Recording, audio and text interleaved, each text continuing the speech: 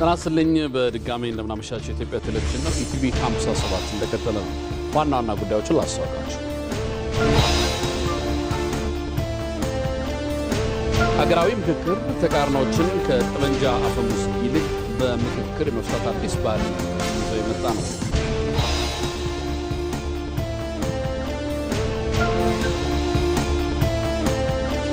በቢሾፍቱ የሚገነባው ዓለም አቀፍ አየር ማረፊያ የኢትዮጵያን የመልማትና የመበልጸግ ከፍታን የገለጠ እንደሆነ የመንግስት ኮሚኒኬሽን አገልግሎት አስታወቀ።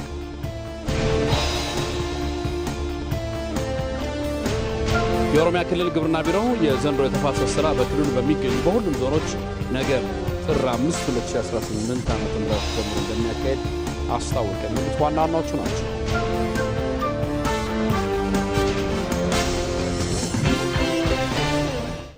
ከዜናዎቹ ጋር አንተነህ ደግፌ ነኝ። አብራችን ቆዩ።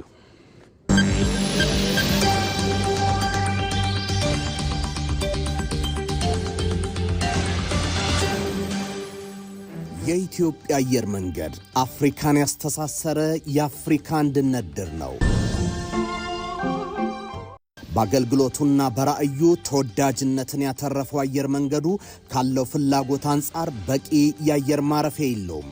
የአየር መንገዱን ተወዳዳሪነት ለመጨመር ኢትዮጵያ በአፍሪካ ግዙፍ አየር ማረፊያን በቢሾፍቱ ትገነባለች። በርካቶች የአየር ማረፊያው ግንባታ ከግንባታው በላይ ዋጋና ትርጉም አለው በማለት ላይ ናቸው። እንዴትና ለምን የሚለውን ዛሬ ምሽት ከ3 ሰዓት ጀምሮ በኢትዮጵያ ቴሌቪዥንና በኢቢሲ.ስትሪም ላይ ጠብቁን። ኢትዮ መልህቅ።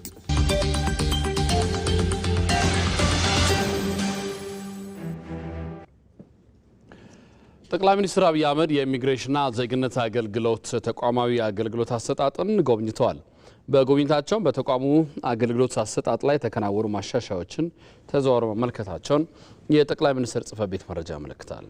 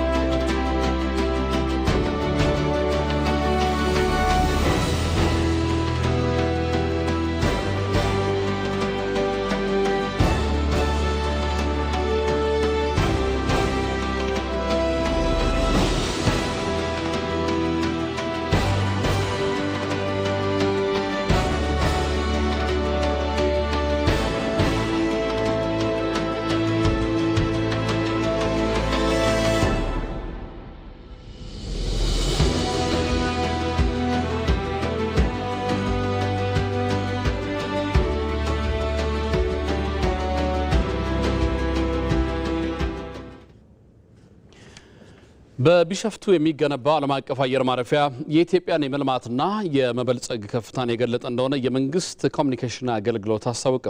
ያለፉትን 6 ወራት ተግባራትን አስመልክቶ የመንግስት ኮሚኒኬሽን አገልግሎት መግለጫ ሰጥቷል። ሳምሶን ገርሉት ጭማሪ አለው። ባለፉት 6 ወራት በመንግስት የተከናወኑ ተግባራትን በተመለከተ መግለጫ የሰጡት የመንግስት ኮሚኒኬሽን አገልግሎት ሚኒስትር እናታለም መለሰም 2018 የማንሰራራት ዓመት መሆኑን የሚያረጋግጡ ስኬቶች መመዝገባቸውን ገልጸዋል። በጠቅላይ ሚኒስትር አብይ አህመድ ግንባታው የተጀመረው የቢሾፍቱ ዓለም አቀፍ አየር ማረፊያ የመንግስት አካታች የልማት መለኪያና የመልማት ፍላጎት ማሳያ እንደሆነም አመላክተዋል። ባለፉት ቀናት በክቡር ጠቅላይ ሚኒስትራችን አማካኝነት ስራው የተጀመረው በቢሾፍቱ ልዩ ስሙ አቡሴራ ግዙፍ የአየር ማረፊያ ፕሮጀክት ኢትዮጵያ ራዕዩን የገለጸችበት ኢትዮጵያውያንና አፍሪካውያን ለዘመናት የአይችሉም ስብራትን የደፈቀ ግዙፍ ፕሮጀክት ነው። በዚህም ፕሮጀክት በተግባር የማደግ መሻትን ብቻ ሳይሆን አቅምና ቁርጠኝነትን እንዲሁም ቁርጠኝነት ብቻ ሳይሆን ለመተግበር ዝግጁ መሆናችንን እንደ ሕዝብ ያሳየንበት እንደሆነ ግልጽ አድርገናል።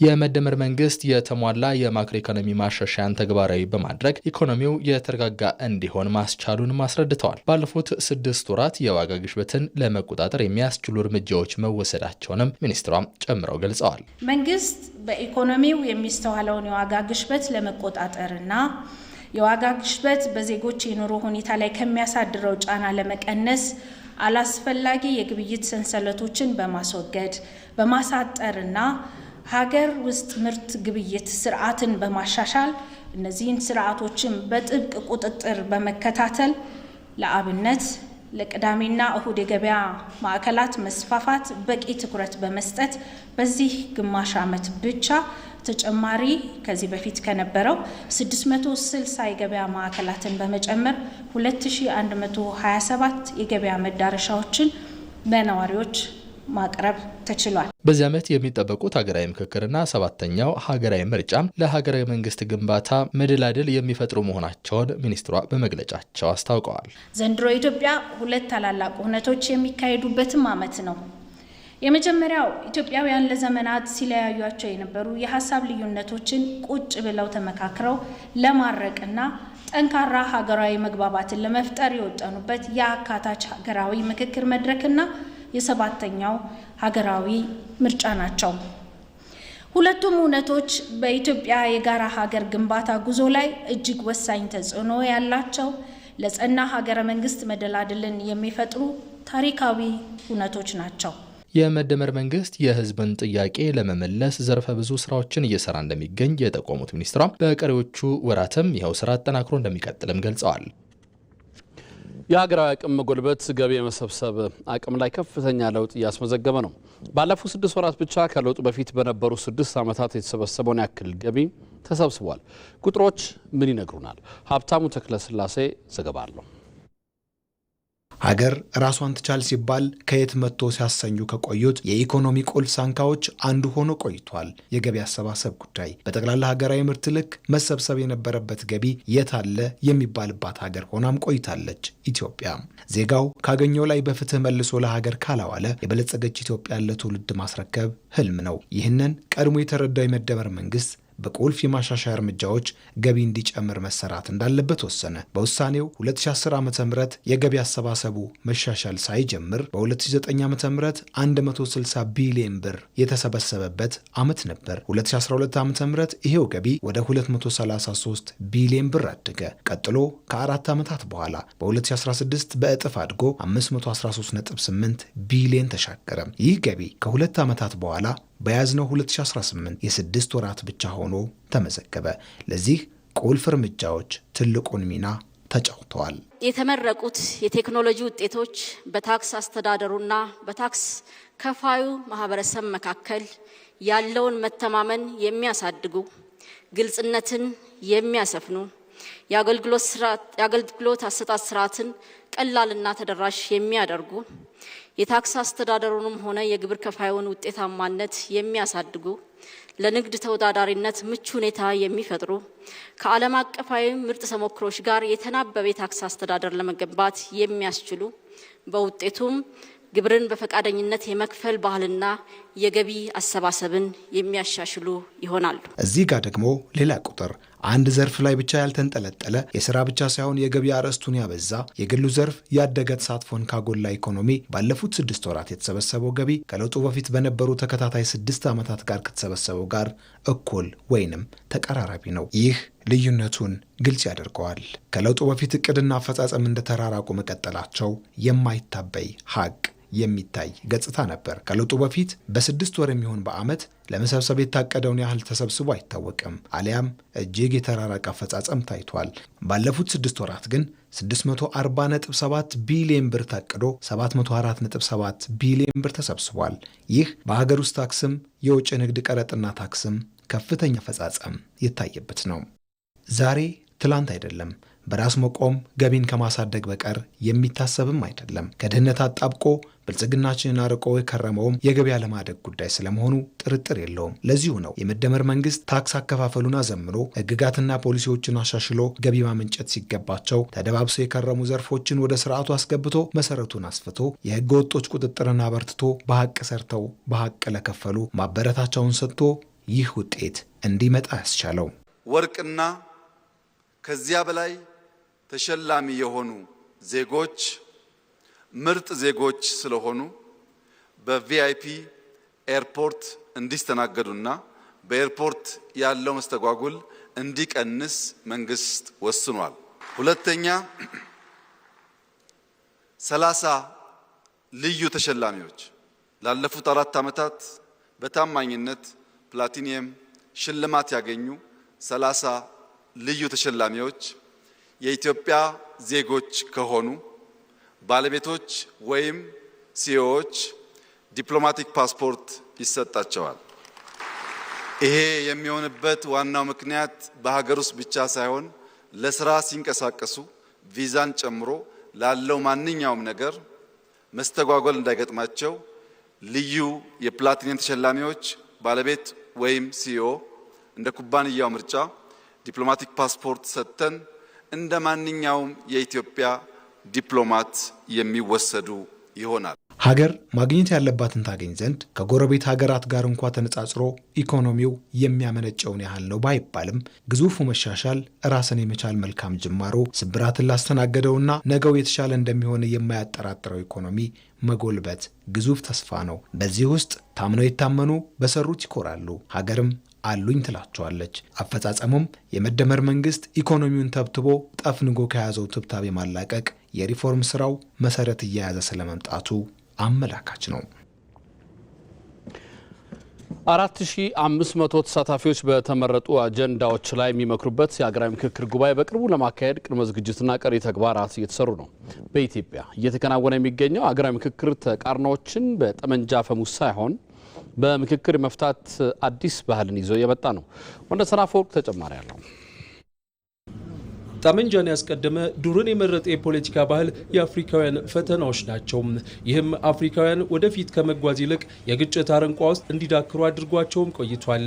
በአብዛኛው የሀገሪቱ አካባቢዎች እስከዛሬ ያልተቀየረውና ሰፍኖ የቆየው የጠመንጃ ፖለቲካም የአፍሪካን የልማት ህልም ነጥቆ ወደ ኋላ ሲጎትቷት ታይቷል። እንደ ሌሎች የአፍሪካ ሀገራት ሁሉ ኢትዮጵያም የግጭት አዙሪት ዋጋ እያስከፈላት ነው። በሀገሪቱ ከውይይት ይልቅ የጠመንጃ ፖለቲካ በመመረጡ በርካቶች ህይወታቸውን አጥተዋል። ያካሄድ ያብቃ፣ መግባባት ላይ መሰረት ያደረገ የውይይት ባህልም ይዳብር የሚለው ደግሞ የህዝቡም የፖለቲከኞችም ተደጋጋሚ ጥሪ ነው። ተሳሰብ እርስ በራስ በተለያዩ ቦታዎች ቁጭ ስንል እንደዚህ መመካከር በጣም ተገቢ ነው ያለው። መመካከር ነው ያለብን እንጂ ወደ ግጭት ውስጥ መግባት የለብንም። ውስጥ ያለንን አለመግባባት ቁጭ ብለን ተነጋግረን በውይይት ሰላማዊ በሆነ መንገድ በመደማመጥ በመከባበር ችግሮቻችን መፍታት አለብን ብዬ አምናለሁ። መነጋገር ጥሩ ነው። ፊት ለፊት የምትነጋገረው ነገር ውጤት ያመጣል። ይህ የዜጎች መሻት እውን ይሆን ዘንድ ኢትዮጵያ እየመከረች ትገኛለች። ኢትዮጵያን ለልዩነታቸው መፍትሄን ያበጁ ዘንድ 4500 ተሳታፊዎች በተመረጡ አጀንዳዎች ላይ ቁጭ ብለው የሚመክሩበት የሀገራዊ ምክክር ጉባኤም በቅርቡ ይጠራል ተብሎ ይጠበቃል። የሀገራዊ ምክክር ኮሚሽን ዋና ኮሚሽነር ፕሮፌሰር መስፍን አራያ እንደሚሉት ሀገራዊ ምክክሩ አዲስ ባህልን ይዞ የመጣ ነው። ከአሁን በፊት የተለያዩ ምክክሮች የተለያዩ ጊዜዎች ተደርገዋል። በሽግግር መንግስቱ ጊዜም ከዛም በፊት ነገር ግን ከዚህ ጋር የሚወዳደሩ አይደሉም። ከአሁን በፊት የተደረጉ ምክክሮች አጀንዳዎች ይቀርባሉ፣ በዛ ላይ ተነጋግሮ መስማማት ነው። እዚህ ግን ተነጋግሮ መስማማት አይደለም፣ ተነጋግሮ መግባባት ነው። የእኛ አጀንዳዎች አሁን ከህብረተሰባችን ከታች የመጡ ናቸው። እስከዛሬ እኛ የለመድነው ከላይ የሚሰጡን ነው። በዚህ ጉዳይ ላይ እንነጋገር። የሀገራዊ ምክክር ኮሚሽን ዋና ኮሚሽነር ፕሮፌሰር መስፍን አራያ እንደሚሉት አሁንም ወደ ሂደቱ ያልተቀላቀሉ ነገር ግን ከጫካና ከጠመንጃ ተላቀው በሰላማዊ ውይይት የልዩነት ምንጭ በሆኑ ጉዳዮች ዙሪያ በጠረጴዛ ዙሪያ መምከርን ለሚመርጡ እድሉ አልተዘጋም። አሁንም ለታጣቂዎች ቦታ አለን። አሁንም ታጣቂዎች አጀንዳዎቻቸውን እስከ ስብሰባው እስኪጀምር ድረስ ተጀምሮም ቢሆን ጭምር አጀንዳዎቻቸውን ማቅረብ ይችላሉ። አሁንም በየቦታው ያሉ ወደዚህ የምክክር ሂደት ውስጥ ያልገቡ የፖለቲካ ፓርቲዎች ጥሩ አጋጣሚ ነው። ምክንያቱም በርካታ አጀንዳዎች ይኖሯቸዋል። ኢትዮጵያ እያካሄደች ያለችው ሀገራዊ ምክክር ዜጎች አለመግባባት በተፈጠረባቸው ዋና ዋና አጀንዳዎች ላይ እንዲመክሩ የሚያስችል በመሆኑ ሀገራዊ መግባባትን ለመፍጠር ትልቅ አስተዋጽኦ እንደሚኖረውም ተጠቁሟል። የተዛቡ አመለካከቶች የወለዱትን የተዛባ አመለካከት የምናመክንበት ጊዜ አሁን ነው ሲሉ የሰላም ሚኒስትሩ መሐመድ እንድሪስ ገለጹ። ሴንተር ፎር ሪስፖንሲብል ኤንድ ፒስፉል ፖለቲክስ አማካኝነት ያዘጋጀው የጋራ ትርክት የመገንባት ሀገራዊ ምክክርና የውይይት መድረክ በጅማ ከተማ እየተካሄደ ነው። ባልደረባችን ምንተስኖት ይልማ ተጨማሪ መረጃ ከጅማ አድርሶናል፣ እንደሚከተለው ይቀርባል። ሴንተር ፎር ሪስፖንሲብል ኤንድ ፒስፉል ፖለቲክስ አማካኝነት የተዘጋጀው ሀገራዊ የምክክርና የውይይት መድረክ በጅማ ከተማ እየተካሄደ ነው። በታሪክና ትርክት መካከል ያሉ ተቃርኖችን ለመፍታት የተጀመረው ብሔራዊ ምክክርን እንደ እድል መጠቀም ያስፈልጋል ያሉት የሰላም ሚኒስትር መሐመድ እንድሪስ ትርክት ለሀገራዊ መግባባት አስተዋጽኦ የጎላ በመሆኑ የሀገርን ነባራዊ ሁኔታ ያገናዘበ አሰባሳቢ ትርክት መገንባት ያስፈልጋል ብለዋል። ለዘመናት ሲንከባለሉ የመጡ የተዛቡ ትርክቶች የወለዷቸው ቅራኔዎችን የምናመክንበትና ብሔራዊ መግባባትን የምናጎለብትበት ጊዜና ወቅቱ አሁን ነው። ስለሆነም ነጣጣይ የሚያነታርኩና የሚያጋጩ ታሪኮችንና ትርክቶችን ወደ ጎን በማለፍ ታሪኮቻችን ለመማሪያ ብቻ በመጠቀም ዛሬም በትጋት እየሰራን ነጋችንን በተስፋና በአንድነት መኖር፣ በጋራ የመስራት ባህላችን ማዳበር፣ በሚለያዩ ጉዳዮች ላይ ጤናማ የሐሳብ ፉክክር ማድረግ፣ በወል ለሰራናቸው ገድል የወር ትርጉም መስጠት፣ አስፈላጊ ለሆኑ የታሪክ ወቅቶች እና ክስተቶች እንዲሁም የወል ጀግኖች አርማዎቻችንና ምልክቶች ላይ መግባባት ላይ መድረስ ያስፈልገናል። የኦሮሚያ ብልጽግና ፓርቲ ጽህፈት ቤት ኃላፊ ከፍያለው ተፈራ በበኩላቸው ሀገር በነጠላ ትርክት ምክንያት ብዙ ዋጋ ከፍላለች ያሉ ሲሆን በህዝቦች መካከል አብሮነትን የሚያጠናክረውን የጋራ ትርክትን በመገንባት ፖለቲካ፣ ኢኮኖሚያዊና ማህበራዊ ስብራቶችን መጠገን ይቻላል ብለዋል። የትርክት ተጽዕኖ እጅግ በጣም ከፍተኛ ነው። ለዚህ ነው ትርክት ሀገር ይገነባል፣ በአንጻሩ ደግሞ ሀገርም ያፈርሳል የሚባለው። በአግባቡ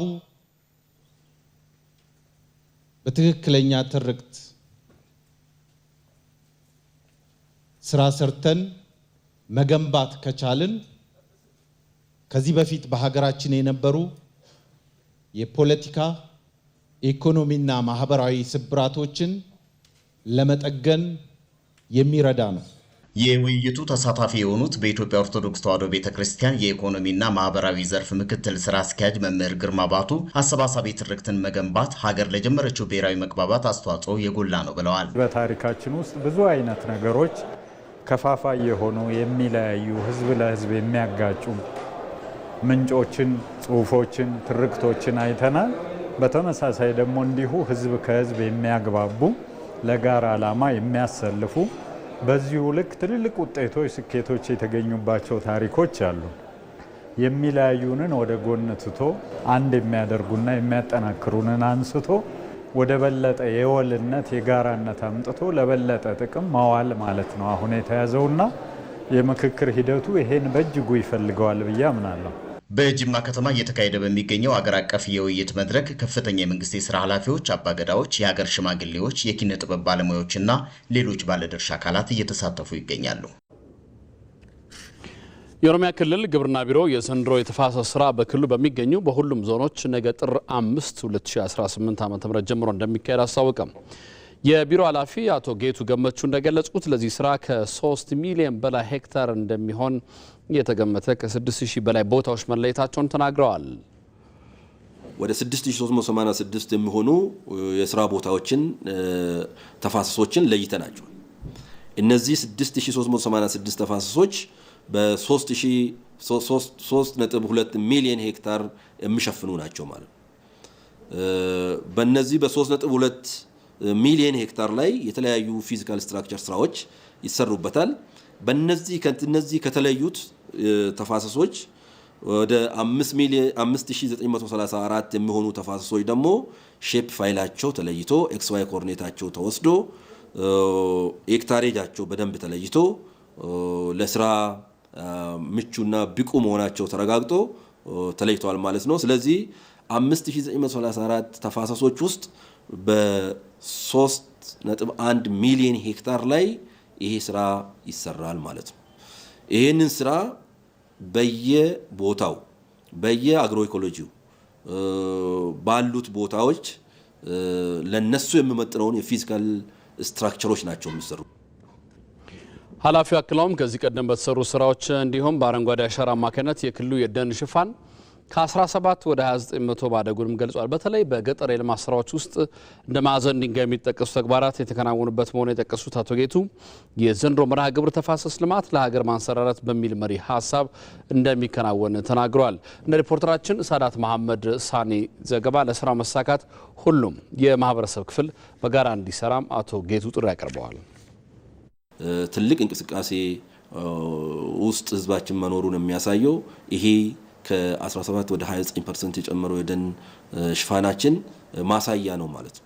ስለዚህ አንዱና ትልቁ ነገር የደን ሽፋናችን የጨመረበት ሁኔታ እንደዚሁም ደግሞ እንደ ገጠር ልማት ይዘን ስንንቀሳቀስ የነበረው 4 ዋና ዋና ምሰሶችን የምግብ ዋስትና ማረጋገጥ ከውጭ ሀገር የሚገቡትን የምግብ ሰብሎችን በሀገር ውስጥ ማምረት ወደ ውጪ ደግሞ የመላክ እንደዚሁም ደግሞ ለወጣቶቻችን የስራ እድል ፈጠራ ብለን የያዝናቸውን ስራዎች በትክክል የተገበረው መሆኑን ያየንበት ይሄ ፕሮግራም ነው ማለት ነው።